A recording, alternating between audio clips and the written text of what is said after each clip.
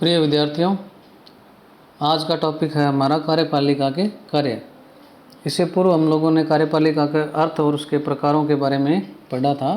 आज हम कार्यपालिका के कार्य पढ़ेंगे। Functions of executive. कार्यपालिका के जो कार्य हैं उनको हम विभिन्न जो शासन प्रणालियां हैं उनमें अलग अलग होते हैं। जैसा कि हमने पीछे अलग अलग प्रकार की कार्यपालिकाएं पढ़ी थी, तो उसमें क्या है, अलग अलग प्रकार, हर एक कार्यपालिका के अलग अलग सिस्टम हैं। यदि एक वाक्य के रूप में इस प्रश्न का उत्तर दिया जाए तो यह कहा जा सकता है कि कार्यपालिका का जो प्रमुख कार्य है वो राज्य की इच्छा को कार्य रूप में परिणति देना है। फिर भी किसी भी लोकतांत्रिक देश में कार्यपालिका साधारणतः क्या है, निम्न कार्यों का निष्पादन करती है। तो जो ये निम्न बिंदु हैं, इनके माध्यम से हम क्या है, मोटे तौर पर, चाहे वो कैसी भी पद्धति हो, कार्यपालिका के कैसा भी प्रकार हो किसी भी देश में, विश्व के, तो मोटे तौर पर ये क्या है, इन कार्यों का निष्पादन करते हैं। तो पहला जो है वो है प्रशासनिक कार्य। सभी देशों में कार्यपालिका अपने देश में शांति और व्यवस्था बनाए रखने का तथा कानून को लागू करने के लिए अनेक प्रशासनिक कार्यों का निष्पादन करती है। प्रशासनिक कार्यों के निष्पादन के लिए कार्यपालिका लोक सेवा का एक व्यापक तंत्र अपनी सहायता के लिए नियुक्त भी करती है। इन लोक सेवकों की भर्ती, वर्गीकरण, प्रशिक्षण, पदोन्नति, वेतन संरचना जो है, सेवा शर्तें जो हैं, या अनुशासनात्मक कार्रवाई और सेवानिवृत्ति के जो लाभ हैं, उन सभी का क्या है वो नियमन किया जाता है। ये सब काम क्या है, कार्यपालिका करती है। कार्यपालिका देश में आंतरिक शांति स्थापना का भी महत्वपूर्ण कार्य करती है, जो देश में विकास की विभिन्न योजनाओं को लागू करने के लिए एक अनिवार्य शर्त है, पूर्वापेक्षा है। यानी जब तक शांति व्यवस्था नहीं होगी, कानून व्यवस्था नहीं होगी, तो विकास वगैरह जो कार्य हैं उनका कोई मोल नहीं है। सबसे पहले क्या है, एक लॉ एंड ऑर्डर होना जरूरी है। इसके अलावा व्यापार और यातायात, शिक्षा और स्वास्थ्य, कृषि और नागरिक जीवन का जो नियंत्रण है, और अनेक सामाजिक सेवाएं जो हैं उनका प्रशासनिक निष्पादन जो है वो भी क्या है, कार्यपालिका का कार्य है, एक प्रशासनिक कार्य है। इससे क्या है, नागरिकों को संतुष्टि मिलती है।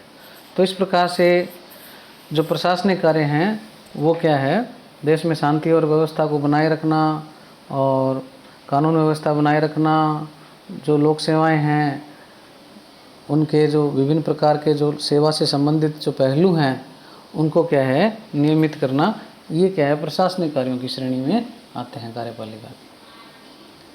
अगला जो कार्यपालिका का कार्य है वो है राजनयिक या वैदेशिक कार्य। मेंटेनेंस ऑफ डिप्लोमेटिक और एक्सटर्नल रिलेशंस। किसी भी देश की कार्यपालिका विश्व के अन्य देशों के साथ वैदेशिक संबंधों का संचालन करती है। दूसरे देशों के साथ अंतर्राष्ट्रीय स्तर पर व्यवहार कैसा है, उसका संधियां होती हैं, समझौते भी होते हैं और राजदूतों का आदान प्रदान भी होता है। इन समस्त संदर्भों में निर्णय लेकर कार्यपालिका अपना कार्य का निष्पादन करती है।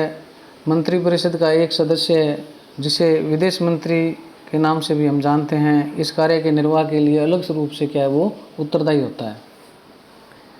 वैदेशिक जो संबंध हैं उनके संचालन का जो यह क्षेत्र है बड़ा ही जटिल और संवेदनशील होता है, क्योंकि इसमें विशेषज्ञता, गोपनीयता, कूटनीतिक चातुर्य के गुणों की आवश्यकता होती है। इन्हीं गुणों के कारण ये कार्य व्यवस्थापिका जैसे वृहद निकाय द्वारा न किए जाकर कार्यपालिका जैसे छोटे निकाय के द्वारा किए जाते हैं। तो जो विदेशों के साथ संधियां, समझौते वगैरह हैं, ये सब क्या है, कार्यपालिका के वैदेशिक या राजनयिक कार्यों की श्रेणी में आते हैं। इंटरनेशनल रिलेशन जो टॉपिक है वो इसके अंतर्गत ही आता है। अगला जो कार्यपालिका का कार्य है वित्तीय कार्य, फाइनेंशियल फंक्शंस। वित्त पर यद्यपि व्यवस्थापिका का नियंत्रण होता है और बजट उसी के द्वारा पारित किया जाता है, परंतु बजट का प्रारूप और अन्य जो वित्त विधेयकों का निर्माण जो है वो कार्यपालिका के द्वारा किया जाता है। बजट का निर्माण जो है वो कार्यपालिका ही करती है, विधायिका नहीं करती। विधायिका उसका अनुमोदन करती है। आधुनिक विश्व में लोक कल्याणकारी शासन के विचार ने सरकार को लोकहित के अनेक कार्य करने के लिए प्रेरित किया है। और इस पृष्ठभूमि में जो प्लानिंग है, आर्थिक नियोजन है, या विभिन्न प्रकार की जो योजनाएं हैं, उनका संचालन जो है वो कार्यपालिका का एक मुख्य कर्तव्य बन गया है। देश की संपूर्ण आर्थिक स्थिति का जो व्यवहार है उसमें कार्यपालिका का नियंत्रण रहता है। कार्यपालिका ही देश की सरकार की आय के विभिन्न साधनों की पर्याप्तता, अपर्याप्तता, या जो नए साधन हैं, वित्तीय स्रोत हैं, उनकी खोज पर विचार करती है। कार्यपालिका ही कोष में होने वाली आय के उपयोग की प्राथमिकताओं का निर्धारण करती है। तो इस प्रकार से कार्यपालिका इन वित्तीय कार्यों का निष्पादन करती है। अगला जो कार्य है वो है सैनिक कार्य, मिलिट्री फंक्शंस। वर्तमान विश्व में विचारधाराओं के आपसी टकराव के कारण सुरक्षा का प्रश्न अत्यधिक महत्वपूर्ण बन गया है। लगभग सभी देशों में कार्यपालिका का संवैधानिक अध्यक्ष ही राज्य की सैनिक शक्ति का सर्वोच्च अधिकारी होता है। वह सशस्त्र सेनाओं का सर्वोच्च सेनापति, कमांडर इन चीफ होता है। सेना के अन्य उच्च अधिकारियों की नियुक्ति, पदोन्नति, अवनति, पद से हटाना अर्थात पदच्युति, वो सब उसके आदेश से होती है। उसी में युद्ध या शांति की घोषणा करने का अधिकार भी निहित होता है। संयुक्त राज्य अमेरिका में राष्ट्रपति युद्ध और शांति की घोषणा संसद की अनुमति से कर सकते हैं। भारत और इंग्लैंड में भी यह शक्तियां संवैधानिक रूप से राष्ट्रपति और राजा में निहित है। भारत में राष्ट्रपति के पास है और इंग्लैंड में राजा के पास है। किंतु व्यवहार में इन शक्तियों का प्रयोग दोनों ही देशों में, भारत और इंग्लैंड में, प्रधानमंत्री के परामर्श पर किया जाता है। युद्ध की स्थिति में तो कार्यपालिका इतनी ज़्यादा शक्ति संपन्न हो जाती है कि वह वास्तव में तानाशाह की तरह व्यवहार करने लगती है। स्वेच्छाचारी व सर्वाधिकारवादी शासन व्यवस्थाओं में कार्यपालिका की शक्तियाँ क्या होती है? असीमित होती है। तो इस प्रकार से क्या है, मिलिट्री फंक्शंस जो सैनिक कार्य हैं वो कार्यपालिका के द्वारा निष्पादित किए जाते हैं। अगला जो कार्य आता है वो है न्याय संबंधी कार्य है, जुडिशियल फंक्शंस। लगभग सभी देशों में राज्य के अध्यक्ष को यह अधिकार होता है कि वह अपराधियों के मृत्युदंड को क्षमा, कम या स्थगित कर सकता है। किसी देश में विशाल स्तर पर विद्रोह हो जाए तो राष्ट्रीय अध्यक्ष को आम माफ़ी देने का अधिकार भी होता है।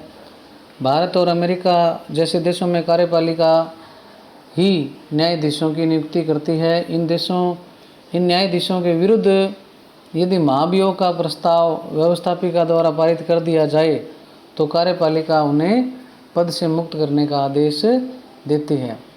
आधुनिक युग में जिन देशों में प्रशासनिक न्यायाधिकरण बनाए गए हैं उनमें कार्यपालिका को अर्धन्यायिक कार्य भी संपन्न करने होते हैं।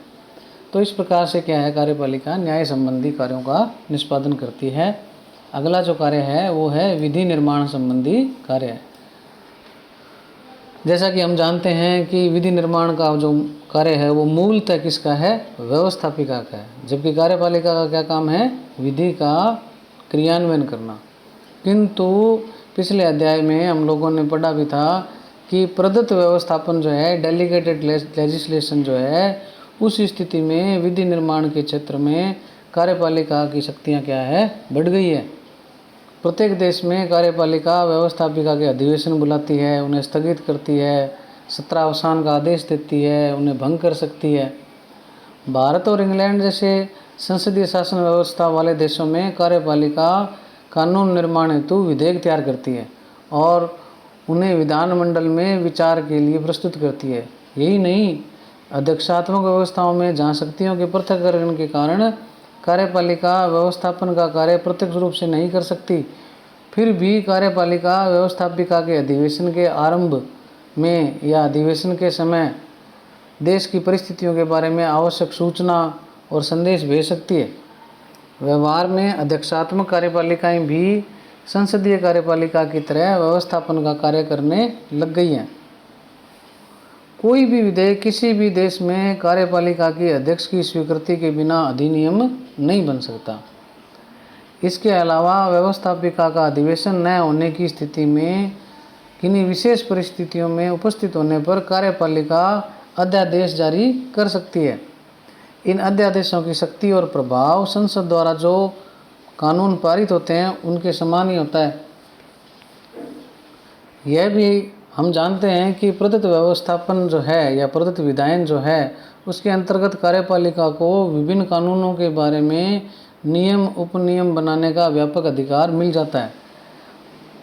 ये जो प्रदत्त विधायन या डेलीगेटेड लेजिस्लेशन की व्यवस्था है उसने क्या किया है, कार्यपालिका की विधायी शक्तियों का इतना विस्तार कर दिया है कि लॉर्ड हेवर्ट ने इसे नवीन निरंकुशता अर्थात न्यू डेस्पोटिज्म की संज्ञा दे दी है। तो इस प्रकार से जो विधि निर्माण संबंधी जो कार्य है उसमें कार्यपालिका का विस्तार होता जा रहा है। अंतिम जो कार्यपालिका का कार्य है वो है राजनीतिक कार्य, पॉलिटिकल फंक्शंस। किसी भी देश की कार्यपालिका राजनीतिक दृष्टि से उस देश की राजनीतिक व्यवस्था का नेतृत्व करती है। हम जानते हैं कि जिस दल का बहुमत होता है उसकी सरकार बनती है। तो नेतृत्व के इस कार्य के अंतर्गत कार्यपालिका विचार विमर्श करने के बाद निर्णय लेकर उन्हें क्रियान्वित करने और निर्णयों के प्रति जन समर्थन प्राप्त करने का प्रयत्न करती है। कार्यपालिका किसी भी व्यवस्थापिका में नई मांग व आकांक्षाएं पैदा करके उनके लिए पूर्तिकारक समाधान प्रस्तुत करने के लिए समर्थन जुटाती है। किसी भी देश की कार्यपालिका उस देश की राजनीतिक व्यवस्था को एकता, शांति, सुव्यवस्था के सूत्र में बांधने का कार्य करती है। वह समाज को या राष्ट्र को विखंडित करने वाली शक्तियों को कुचलती है। देश के शासन प्रशासन पर निरंतर निरीक्षण और नियंत्रण करती है। निर्णय निर्माण के लिए तथ्यों का संग्रह, सूचनाओं का संकलन करती है कार्यपालिका। ये जो हैं इनके अलावा ये कुछ और भी छोटे छोटे बिंदु हैं।